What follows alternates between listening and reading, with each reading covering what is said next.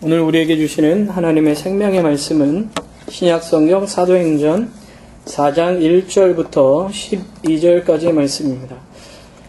우리 이 말씀을 한 절씩 교독하겠습니다. 사도들이 백성에게 말할 때에 제사장들과 성전 맡은 자와 사두개인들이 이르러 백성을 가르침과 예수를 들어 죽은 자 가운데서 부활하는 도 전함을 싫어하여 저희를 잡음에 날이 이미 저문 고로 이튿날까지 가두었으나 말씀을 들은 사람 중에 믿는 자가 많으니 남자의 수가 약 5천이나 되었더라. 이튿날에 관원과 장로와 서기관들이 예루살렘에 모였는데 대제사장 안나스와 가야바와 요한과 알렉산더와 및 대제사장의 문중이 다 참회하여 사도들을 가운데 세우고 묻되 너희가 무슨 권세와 네 이름으로 이 일을 행하였느냐? 이에 베드로가 성령이 충만하여 가르되 백성의 권한과 장로들아 만일 병인에게 행한 착한 일에 대하여 이 사람이 어떻게 구원을 얻었느냐고 오늘 우리에게 질문하면 너희와 모든 이스라엘 백성들은 알라. 너희가 십자가에 못 박고 하나님이 죽은 자 가운데서 살리신 나사렛 예수 그리스도의 이름으로 이 사람이 건강하게 되어 너희 앞에 섰느니라. 이 예수는 너희 건축자들의 버린 돌로서 집 모퉁이의 머릿돌이 되었느니라. 다른 이로서는 구원을 얻을 수 없나니 천하 인간의 구원을 얻을 만한 다른 이름을 우리에게 주신 일이 없음이니라 하였더라. 아멘. 기도하겠습니다. 참 좋으신 하나님 감사합니다. 우리에게 복 주시는 하나님, 주님 앞에 나아가는 자들을 바라보시는 하나님, 오늘도 주님 앞에 나와 주님의 말씀 듣기를 원합니다. 이 시간도 주의 말씀을 듣게 해주시고 주의 말씀을 경청함으로 주님의 뜻을 알게 하여 주시고 주님의 뜻대로 살아가는 우리가 될 수 있도록 인도하여 주시옵소서. 예수님의 이름으로 기도합니다. 아멘. 예, 오늘은 먼저 설교를 듣기 전에 동영상을 하나 봤으면 좋겠습니다. 영국 선교사님이었던 토마스 선교사님에 대한 동영상인데요. 먼저 함께 보겠습니다. 1863년 중국 선교사로 파송받아 상하이에 도착한 토마스. 그러나 임신 중이었던 아내는 얼마 뒤 유산을 한 후 세상을 떠났습니다. 그 후 2년 뒤 말할 수 없는 슬픔과 상실감을 딛고 26살의 젊은 나이에 예수를 전하면 참수를 당한다는 위험과 고통의 땅 조선으로 향했습니다. 1866년 제너럴 셔먼호를 타고 평양 대동강에 도착하지만 외세를 배격하던 군인에 의해 배는 불에 붙어 타올랐습니다.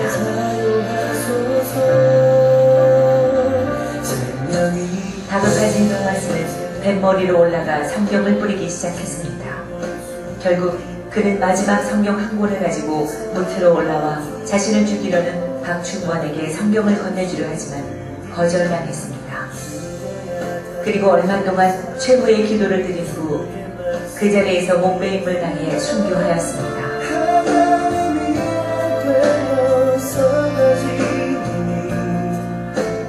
토마스는 순교하기 전 12살의 최치량에게 성경 3권을 주었습니다. 그러나 겁이 난 최치량은 이것을 평양 영무주사 박영식에게 건네주었고 박영식은 이 성경 3권을 가져가 자기 집에 도배를 하였습니다. 훗날 최치량은 박영식의 집을 구입해 여관으로 사용하였는데 선교사 마펫과 그레함 리가 복음을 전하기 위해 평양에 찾아와 최치량의 여관에 머물렀습니다. 얼마 후 최치량은 마펫으로부터 세례를 받게 되고 성경을 찢어 도배하던 박영식도 감동을 받아 예수를 믿게 되었습니다. 결국 그의 집이 예배 처소로 쓰이게 되었는데 이것이 바로 평양 최초의 교회인 널다리골 교회입니다. 토마스를 죽인 박충건은 널다리골 교회의 종소리를 들을 때마다 괴로움을 견딜 수 없어 마펫을 찾아 참회를 하고 예수를 믿고 영주교회의 영수가 되어 평양 땅 부흥에 헌신하였습니다. 널다리골 교회는 성장하여 장대제 교회가 되고 이후 그 터 위에 더욱 큰 교회를 지었는데 그것이 바로 1907년 놀라운 평양 대부흥운동이 일어난 장대현 교회입니다. 1866년 대동강에서 순교한 한국 최초의 개신교 순교자 로버트 토마스. 복음을 알지 못하는 조선인들을 향해 뜨거운 사랑과 열정을 가졌던 사람. 죽음을 두려워하지 않고 담대히 예수를 전했던 사람. 하나님께서 결코 자신의 죽음을 헛되이 하지 않을 것임을 믿고 기쁨으로 순교한 사람. 그야말로 진정한 예수의 사람, 진실한 크리스천이었습니다. 오늘 우리도 그와 같은 믿음을 갖게 하소서. 나는 크리스천입니다. 우리는 크리스천입니다. 잘 보셨어요? 네, 우리나라 개신교의 첫 번째 순교자라고 할 수 있는 토마스 선교사님 이야기입니다.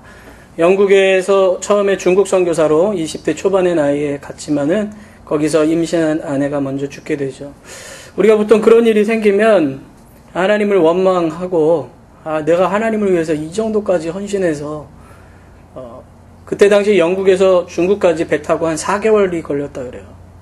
그렇게 고생해서 내가 여기를 와서 하나님 앞에 헌신하면 우리의 가정 정도는 하나님께서 지켜줘야 되는 거 아닌가, 그런 생각을 하게 될 것입니다. 그럼에도 불구하고 그가 한국에서 도망 나온, 그때 당시에 이제 천주교를 믿다가 순교당하는 일들이 생겨서 한국의 천주교를 믿던 사람들이 중국으로 넘어왔는데, 그 사람들이 이 토마스 선교사님을 만나서 한국의 실정을 얘기하게 됩니다. 그 얘기를 듣고 이제 들어가게 된 거예요.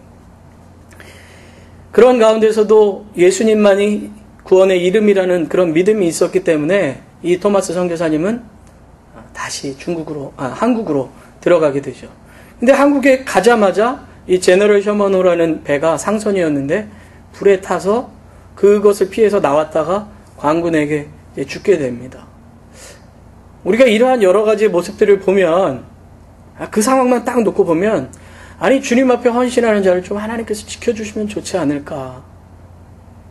하나님 앞에 이마만큼까지 아내가 죽었음에도 불구하고 헌신을 했다면 하나님께서 그의 생명을 철저하게 지켜줘야 되는 게 아닌가, 그런 생각을 해보게 됩니다.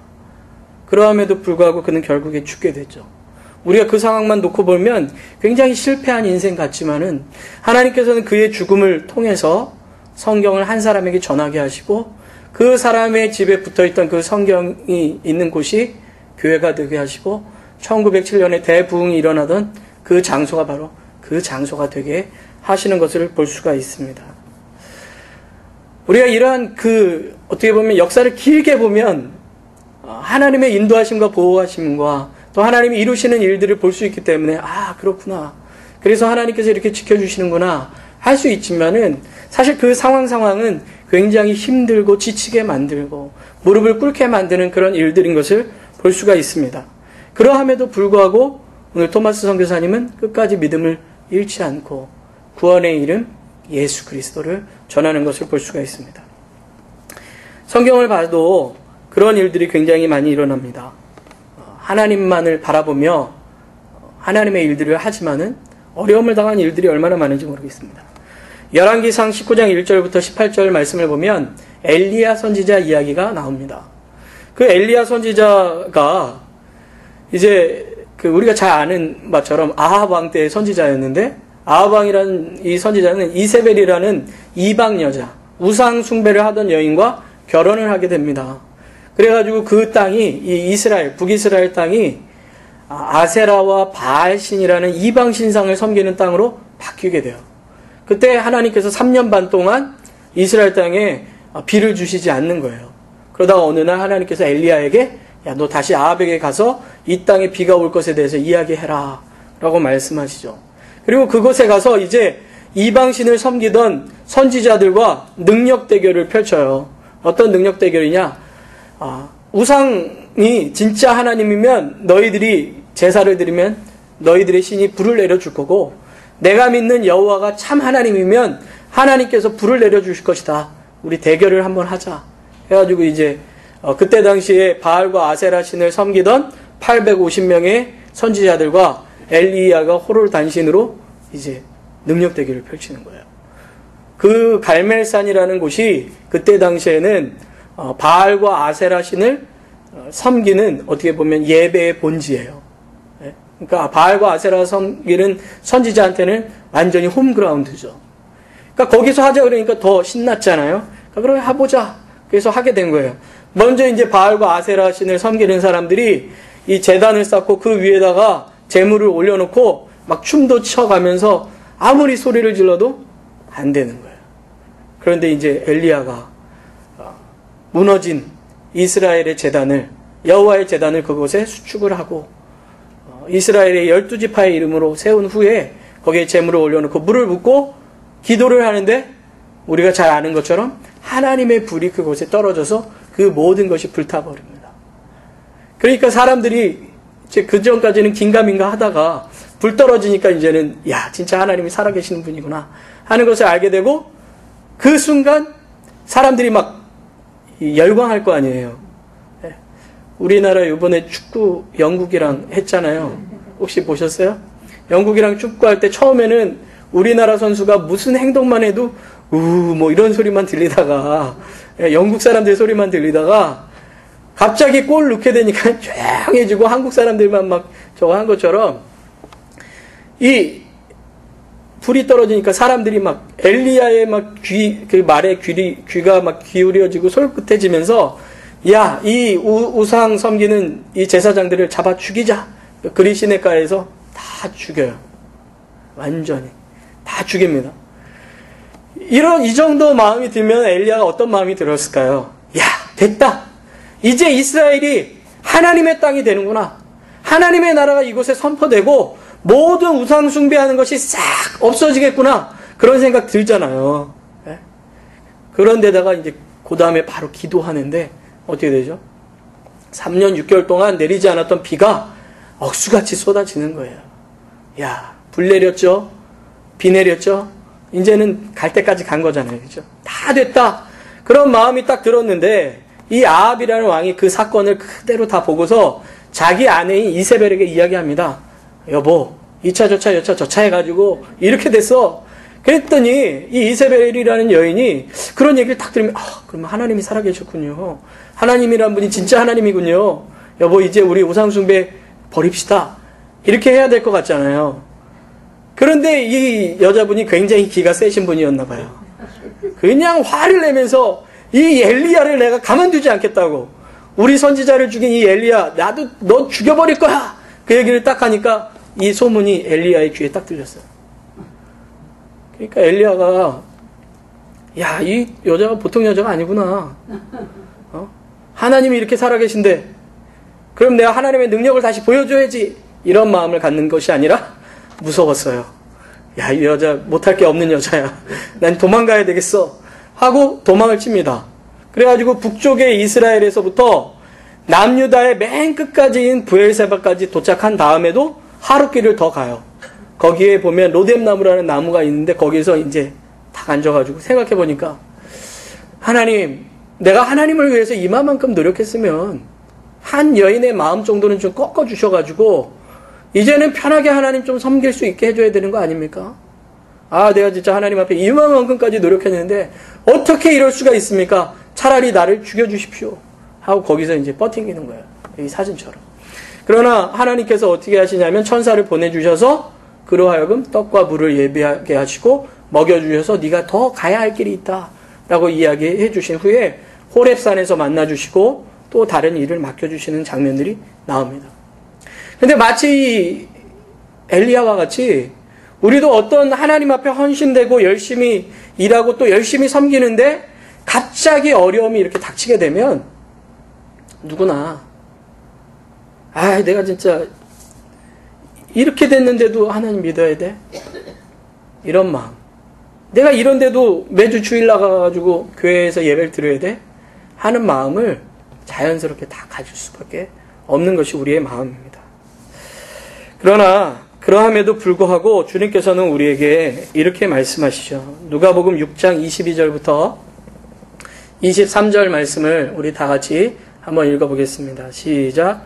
인자를 인하여 사람들이 너희를 미워하며 멀리하고 욕하고 너희 이름을 악하다 하여 버릴 때에는 너희에게 복이 있도다. 그날에 기뻐하고 뛰놀라. 하늘에서 너희 상이 큼이라. 저희 조상들이 선지자들에게 이와 같이 하였느니라. 아멘. 성경에서는 뭐라고 말씀하십니까? 주님 때문에 미움을 당하고 주님 때문에 욕을 먹고 주님 때문에 어려움 당하는 것, 오히려 그것이 복이다. 하나님의 나라에서 그 상이 크다 라고 말씀하십니다. 근데 실제로 우리가 어려움을 당하면 이게 귀에 안 들어와요. 이런 말씀이. 아, 그래. 나는 하나님을 위해서 지금 고난받고 있는 거야. 그래, 하나님께서 나를 위한 예비한 상이 더 크시겠지. 선하신 하나님께서 지금 당장의 상황은 아니지만 더 좋은 것을 나를 위해서 예비해 주셨을 거야. 라는 생각이 잘 들지가 않습니다. 아까도 말씀드린 것처럼 하나님을 섬길 때 우리가 생각하는 것과 같이 그렇게 일이 잘 풀리지 않을 때가 참 많은 걸 봐요. 이스라엘 백성들이 출애굽을 하잖아요. 정말 어려운 것 가운데 출애굽에 딱 성공해요. 홍해가 쫙 갈라지면서 그곳을 건너고 이집트 사람들이 거기에 묻혀서 죽게 됩니다. 그러면 이제 가나안 땅이어야 되는데 가나안 땅이 아니라 광야인 거예요. 햇빛 내려쬐고 마실 물 없고 정말 하나님을 향해서 원망할 수밖에 없는 곳으로 인도하는 것을 볼 수가 있습니다. 예수님조차도 하나님의 아들이신 그분이 이 땅에 오셨는데 사람들이 와, 예수님 오셨군요. 우리가 기다리던 메시아 그분이 이 땅에 오셨어. 아, 나 예수님 믿어야지. 이런 게 아니라 뭐라고 이야기합니까? 십자가에 못 박아라 이렇게 얘기하잖아요. 오히려 예수님께서 오신 것에 대해서 사람들이 환영한 것이 아니라 주님을 배척하고 미워하고 그 주님마저도 십자가에 죽는 것을 볼 수가 있습니다. 우리가 그런 것을 보면 야, 정말 살아계신 하나님 계시다면 어떻게 그런 일이 있을 수 있나 하는 생각들을 계속해서 하게 되는 거죠. 그런데 오늘 성경의 이야기에도 바로 그러한 일들이 벌어지는 것을 볼 수가 있습니다. 지난주에 우리는 솔로몬 행각에서 있었던 일들을 함께 살펴보았습니다. 성전에서 미문이라는 곳에서 한 번도 걸어보지 못했던 사람이 동냥을 하고 있을 때 베드로가 그의 손을 잡아서 예수 그리스도의 이름으로 일으켜주죠. 그 일어난 사람이 너무나도 기뻐하면서 하나님을 찬양하면서 그 두 사람을 쫓아갑니다. 그 사람을 막 잡잖아요. 베드로와 요한을 꽉 잡았다고 그랬잖아요. 그 붙잡게 되니까 사람들이 분명 저 사람이 한 40년 동안을 걸어보지 못했던 사람인 걸 알고 있는데 그 사람이 기뻐 뛰면서 그 두 사람을 붙잡는 걸 보고 사람들이 모여들기 시작하는 거예요. 얼마나 많은 사람들이 모여들었는지요. 그 사람들에게 이제 복음을 전하게 된 거죠. 우리가 지난주에 이야기한 것처럼 예수 그리스도, 너희가 죽인 그분을 하나님께서 살리셨다 하는 이야기들을 하면서 하나님께서 이 예수님을 통해서 우리에게 복 주시기를 원하신다 하는 말씀을 우리가 지난주에 함께 나누지 않았습니까? 그 이야기를 하고 있는 가운데 그 얘기를 계속 하고 있을 때예요. 그 이야기를 하고 있을 때 오늘 성경을 보면 사도들이 백성들에게 말할 때 제사장들과 성전 맡은 자와 사두개인들이 이제 오게 된 거예요. 지난주에 우리가 함께 살펴봤지만 그 시간이 오후 3시쯤이라고 얘기했죠. 이스라엘 시간으로는 9시. 오후 3시에 뭐 하는 시간이라 했죠? 기도하는 시간. 이스라엘 백성들이 기도하는 시간인데 사람들이 모여왔단 말이죠. 성전에 기도하러 왔는데 갑자기 웅성웅성거리는 소리가 나는 거예요. 여러분들이 예배를 드리러 딱 왔는데 갑자기 밖에서 막 우왕좌왕 하는 소리가 들리면서 와, 이런 일이 막 이러면 여러분들이 뭐야 이거 예배하다 기도하다 저 밖에 무슨 일이 일어난 거지 하면서 또 사람들이 와 했는데 또 어떤 두 사람의 이야기를 들으면서 사람들이 수근수근 거리면 어떤 분위기겠습니까? 성전이 난리 법석이었겠죠. 그러니까 당연히 성전을 지키고 있던 성전 지키는 자와 그리고 성전을 관리하는 제사장과 그리고 그들의 어떻게 보면 중심이 되는 사두개인들이 모여드는 것은 굉장히 당연한 거였어요. 그러니까 그 사람들도 함께 모여서 도대체 무슨 일이기에 사람들이 모여가지고 저렇게 시끄럽게 떠들고 있나 기도 시간에. 그러면서 딱 모여서 보니까 도대체 무슨 일이지 하고 들어보니까 이 베드로와 요한이 예수님에 대해서 이야기하는데 부활에 대해서 얘기하고 그분이 메시아라는 이야기를 하는 거예요. 근데 이 사두개인들이 싫어하는 소리가 몇 가지가 있는데요. 그 중에 한 가지가 뭐냐면 부활 얘기예요. 이 사람들은 부활을 굉장히 싫어했습니다. 왜냐? 부활을 믿지를 않았어요. 이 세상이 끝이지 부활이란 없다. 또 하나 싫어하는 게 있었어요. 메시아에 대한 이야기예요. 이 사람들은 메시아를 하나의 상징적인 성경의 이야기로만 보았지 진짜로 메시아가 이 땅에 올 거라고는 믿지를 않았습니다. 그때 당시에 바리새인이라는 사람들 얘기 많이 들어보셨죠? 바리새인? 예? 바리새인이라는 사람들은 부활도 믿었고 메시아가 와서 로마 치하에 있던 우리를 구원해 주실 거라고 믿었어요. 그런데 사두개인들은 로마와 친하게 지내면서 그때 당시에 권력을 잡았던 자들이었기 때문에 메시아가 오면 자기들이 가지고 있던 모든 기득권을 뺏기게 되는 거예요. 그러니까 메시아가 싫은 거예요. 메시아 얘기하는 건 진짜 싫을 뿐더러 사람들이 부활의 얘기를 하면서 소망을 갖는 것에 대해서는 완전 싫었어요. 그런데 이 베드로가 그 싫어하는 두 가지의 얘기를 하는 거예요. 누구 얘기를 하면서요? 예수 얘기를 하면서. 얼마 전에 죽었던 예수의 이야기를 하면서 얘기하는 게 하나님께서 예수를 다시 살리셨고 하나님께서 예수를 보내셨는데 그가 바로 그리스도다, 메시아다 이 얘기를 하니까 완전 싫은 거죠. 그러니까 그 얘기를 더 이상 들을 수 없어서 그 사람들을 이제 재판을 해야 되는데 이게 오후 3시부터 이뤄진 시간이니까 아마 이 시간대가 한 4시, 5시쯤 거의 되지 않았나 생각 들어요. 근데 이스라엘의 법상으로 해가 지면 재판을 할 수가 없습니다. 그래서 이 사람들을 바로 그 자리에서 재판을 안 하고 감옥에 가두어서 하루 동안을 있게 했어요. 자, 이제 생각해 보세요. 예수님의 이름으로 병자를 고쳤습니다. 예수님의 이름을 전하기 시작했습니다. 사람들은 엄청나게 모였습니다. 그럼 이쯤 됐으면 사람들이 증거도 보이잖아요. 옆에 사람이 있으니까. 야, 진짜 하나님은 살아계시고 그분이 예수님을 보내주셨구나 하고 이 베드로와 요한을 환영해줘야 되잖아요. 근데 어떻게 했다고요? 감옥에 가는 거예요. 여기서 나오는 표현들, 싫어하다라는 표현이나 잡았다라는 표현이나 가두었다 이런 표현들이 그냥 우리가 읽는 표현에는 그냥 잡았구나, 싫어했구나, 넣었구나 이렇게 생각되지만은 그게 아니에요. 굉장히 강압적이고 어쩌면 얻어맞았을지도 모를 정도의 그런 단어를 사용한 거예요. 지금. 굉장히 강력한 단어들. 그러니까 그들이 완전히 강력하게 막 붙잡혀가지고 막 끌려간 거예요. 한마디로 말하면. 그러니까 주님 앞에 이 정도 헌신했으면 하나님께서 좀 길을 활짝 열어주셔가지고 잘 돼야 될 거 아닙니까? 그런데 불구하고 감옥에 갇히는 일들이 일어나게 된 거죠. 그 정도 됐으면 이제 불만불평하고 하나님 나 이제 이 집 못해 먹겠습니다. 그럴만하지 않아요?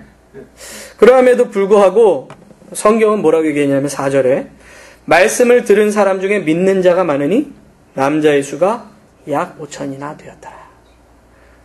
우리의 눈에는 핍박받고 억압받고 갇혀진 것 같았지만 하나님은 그들의 그 일들과 그 역사를 통해서 계속해서 하나님의 역사를 펼쳐가시는 것을 성경에서 이야기하고 있는 거죠. 어쨌든 그 이후에 그 다음 날이 됐습니다. 관원과 장로와 서기관들이 예루살렘에 모였고 대제사장과 그들의 가문들 식구들이 이제 쫙 모인 거예요. 이렇게 쫙 모여가지고 이제 얘기를 하는데 한번 생각해 보세요. 두 사람을 가운데다가 세워놓고 옆에 사람들이 이렇게 쭉 서가지고 이제 얘기를 하는 거예요. 여러분 중에 한 분을 딱 뽑아가지고 미국 대법원에다가 한 분을 딱 세워놓고 대법관과 함께 사람들이 쫙 둘러섰다. 그러면 얼마나 긴장되고 기죽겠습니까? 이때만 해도 대제사장들은 벌써 의관이 굉장히 권위 있는 그런 옷이잖아요. 이스라엘의 영적 지도자란 말이죠. 그런 사람들, 그 가문의 사람들이 쫙 써가지고 이 두 사람을 딱 에워싸니 얼마나 두려울 법합니까?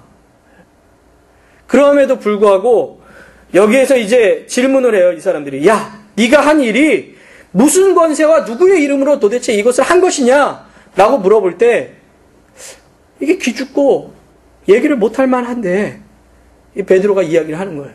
그런데 그 용기는 어디서부터 나왔느냐? 성경에 보니까 성령이 충만해요. 성령께서 그에게 힘과 용기를 주셨다는 거예요. 예수 그리스도를 전할 수 있는 힘과 용기를 내가 가진 것이 아니라, 내가 능력 있고 내가 용기가 있어서 갖게 된 것이 아니라 하나님께서 그에게 능력을 주셔서 그 능력으로 선포하게 하시는 거예요. 예수님께서도 제자들에게 얘기했잖아요. 야, 너희들이 공회에 끌려갈 때 두려워하지 말라. 너희들이 할 이야기를 성령께서 주시리라 말씀하셨거든요. 그 역사가 지금 이 순간에 일어나는 거예요. 정말 공회에 잡혀서 끌려갔는데, 예수님 때문에 끌려갔는데 주님께서 담대히 그를 전할 수 있게 해주신 거예요. 야, 백성들과 관원들아, 장로들아, 이 일, 이 사람, 이 병자를 고친 착한 일 때문에 너희들이 지금 우리에게 이야기하느냐? 이 모든 것이 바로 예수 그리스도를 통해서 된 것이다. 너희는 그를 죽였지만 하나님께서는 그를 다시 살리셨다 하는 이야기를 반복해서 이야기하는 것을 볼 수가 있습니다. 그러면서 11절에 이 예수는 너희 건축자들의 버린 돌로서 진 모퉁이의 머릿돌이 되었느니라. 너희들은 쓸모없는 돌이라고 예수님을 버렸는지 모르겠지만 하나님께서는 그를 다시 살리셔서 한 건물의 모든 것을 이어가는 건축돌과 같이 하나님과 우리 사이를 이어주셨다. 이 얘기를 하면서 오늘 12절 말씀을 우리에게 이야기합니다. 12절 말씀 우리 다 같이 한번 읽어보겠습니다. 시작.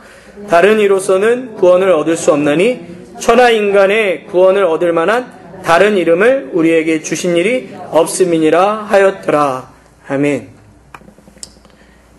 베드로와 요한이 감옥에 갇히면서도 그들이 그 복음 전하는 것을 포기하지 않은 이유가 뭡니까?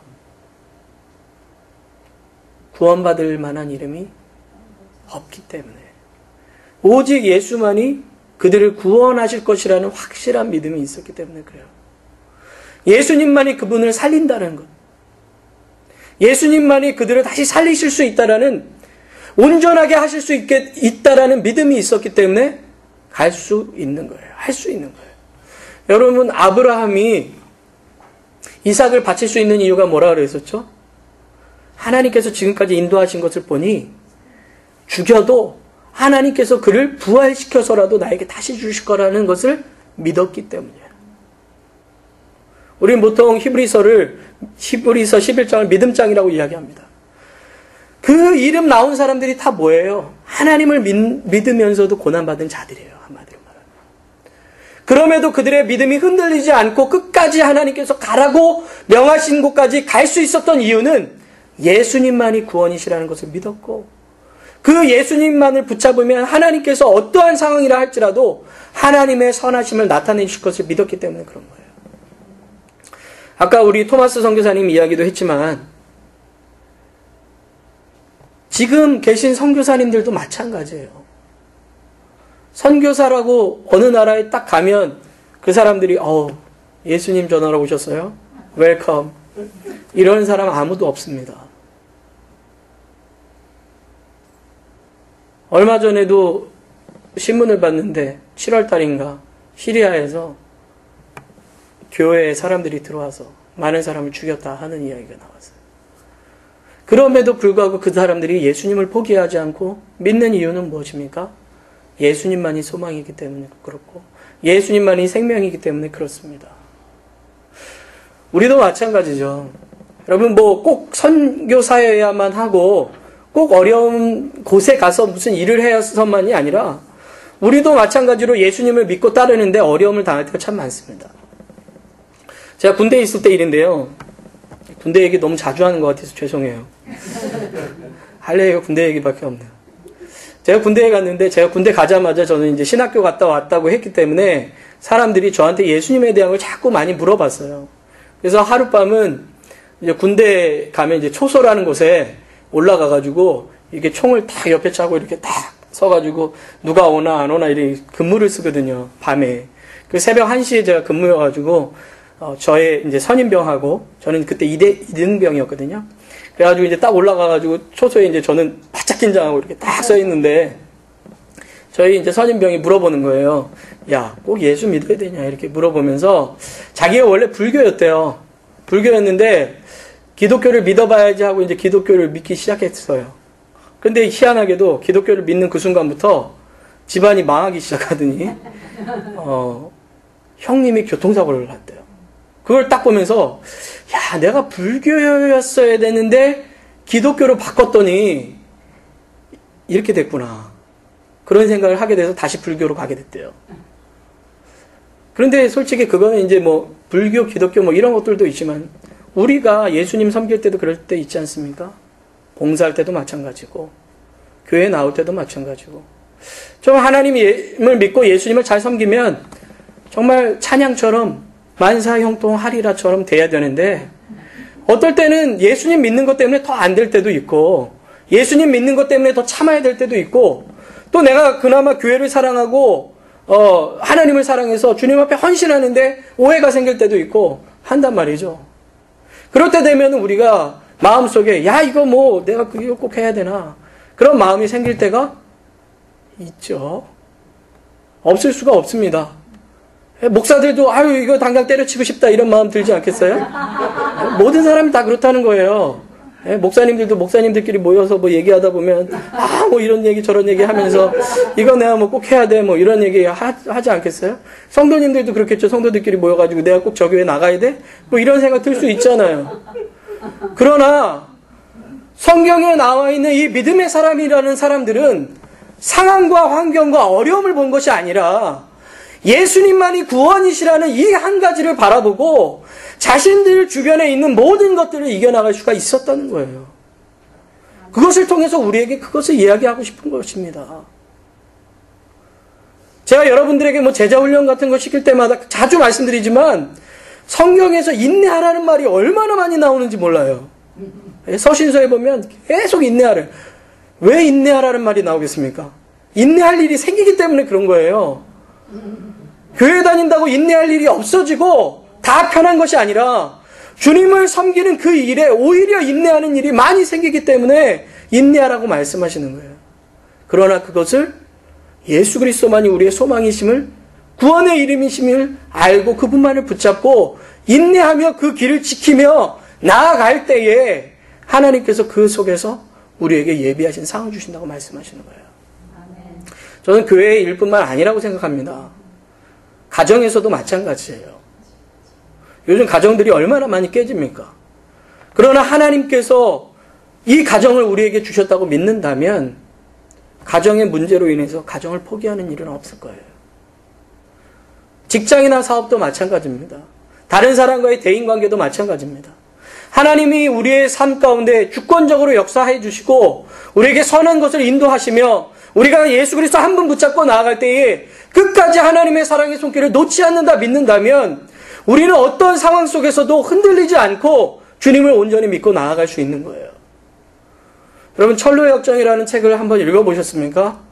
여러분들 기회가 되시면 꼭 한번 읽어보셨으면 좋겠어요. 이 기독도라고 얘기하는 크리스찬이라는 사람이 자기가 살던 동네에서 어떻게 보면 이 사단에 매여있던 이 사람이 이제는 그 길에서 떠나 예수 그리스도 앞으로 나아가려고 합니다. 그런데 그 사람이 예수 그리스도 앞에 나아갈 때에 마지막으로 방해하는 세력이 있어요. 그게 누구냐면 사탄이에요. 야, 지금까지 내가 너를 지켜줬는데, 사탄이 이렇게 얘기하는 거예요. 내가 지금까지 너에게 지켜줬는데 지금이라도 다시 돌아가면 내가 너를 위해서 좋은 길을 예비하겠다. 아니면 너 죽어. 이러고 이제 싸움을 해요. 그리고 이제 싸우는 가운데 주님께서 칼을 주셔서 이제 싸워서 이기게 되는 내용이 나오는데, 여러분 예수님을 믿는 그 순간부터 어떻게 보면 영적인 공격들은 더 많아질 수 있어요. 여러분 교회들이 언제 갈라지고 언제 깨지고 언제 싸움 많이 하는 줄 아세요? 부흥이 일어날 때예요. 안 될 때가 아니에요. 안 될 때는 사단도 냅둬요. 그냥 냅둬도 안 되니까. 그런데 언제 우리를 공격하냐면 잘 될 때예요. 그래서 은혜 받으려고 할 때, 여러분들의 신앙이 자라나려고 할 때, 교회가 부흥하려고 할 때, 오늘 성경에 나온 것처럼 병자를 일으키고 많은 사람들이 예수 그리스도를 믿는다고 고백하는 그 순간에 오히려 공격이 와요. 그럴 때 교회는 무엇으로 이길 수 있는가? 오직 구원이신 예수 그리스도만으로 이길 수 있다 하는 것을 오늘 성경에서 우리에게 가르쳐 주시는 겁니다. 여러분들 우리 교회가 그런 교회 되기를 바랍니다. 상황에 의해서 연연하는 교회가 아니라 예수 그리스도 때문에 서는 교회, 예수 그리스도 한 분 때문에 모든 환난과 어려움 가운데서도 일어날 수 있는 교회, 그 교회가 바로 우리 교회가 되기를 주님의 이름으로 축원합니다. 기도하겠습니다. 참 좋으신 하나님 감사합니다. 오늘도 우리에게 말씀 주심을 감사합니다. 예수님만이 유일한 구원의 이름임을 우리에게 말씀하십니다. 그 이름 붙잡고 끝까지 믿음으로 충성하며 순종하며 하나님께 영광 돌리는 삶 살아갈 수 있도록 인도하여 주시옵소서. 하나님, 때로는 우리를 너무나도 상처 주는 일들이 많이 있습니다. 우리의 마음을 아프게 하는 일들도 많습니다. 우리의 상황이 우리의 생각보다 너무 힘들어질 때도 많습니다. 예수님을 믿으면 믿을수록 어려울 때도 있습니다. 하나님, 그러나 우리의 믿음이 꺾여지지 않도록 도와주시고 끝까지 구원의 이름 예수 그리스도를 붙잡게 하여 주시옵소서. 예수님의 이름으로 기도합니다. 아멘.